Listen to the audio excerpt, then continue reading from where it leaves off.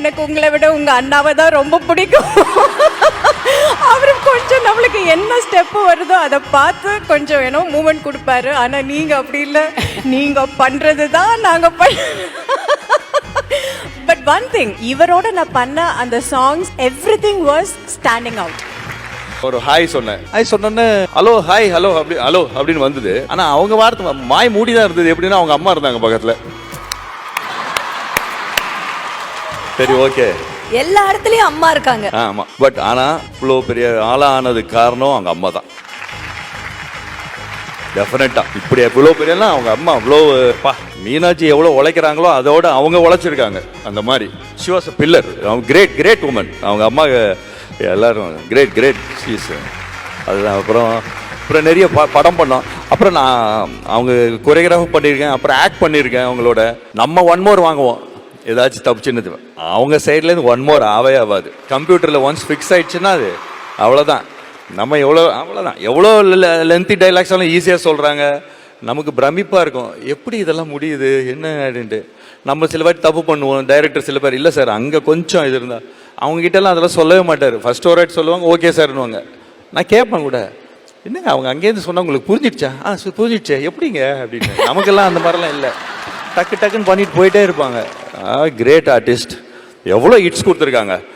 அதாவது 150 சூப்பர் ஹிட்ஸ்லாம் கொடுத்துருக்காங்க. 180 பிக்சர் இல்லைன்னா ஐயோ நம்மலாம் அப்படி கொடுத்தாலாம் நான் போயிடுவேன். அவங்க சைல்டு ஆர்டிஸ்ட் 6 வயசுல இருக்கும்போதே 40 படம் நடிச்சிட்டாங்களாம்.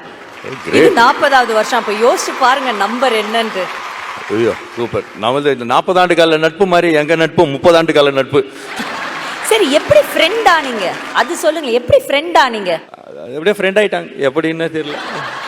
இது என்னமோ சொல்றது பார்த்தா ஏதோ ஃப்ரெண்ட் ஆயிட்டோம், சரி ஃப்ரெண்ட் ஆயிட்ட பரவாயில்ல அந்த மாதிரி இருக்கே மாஸ்டர்.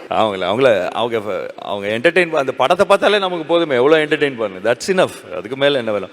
பட் அஃப்கோர்ஸ் இப்போ ரொம்ப நல்லா ஃப்ரெண்ட் ஆயிட்டாங்க. Yes, so nice. Meena ma'am, why don't you join sir on stage, please?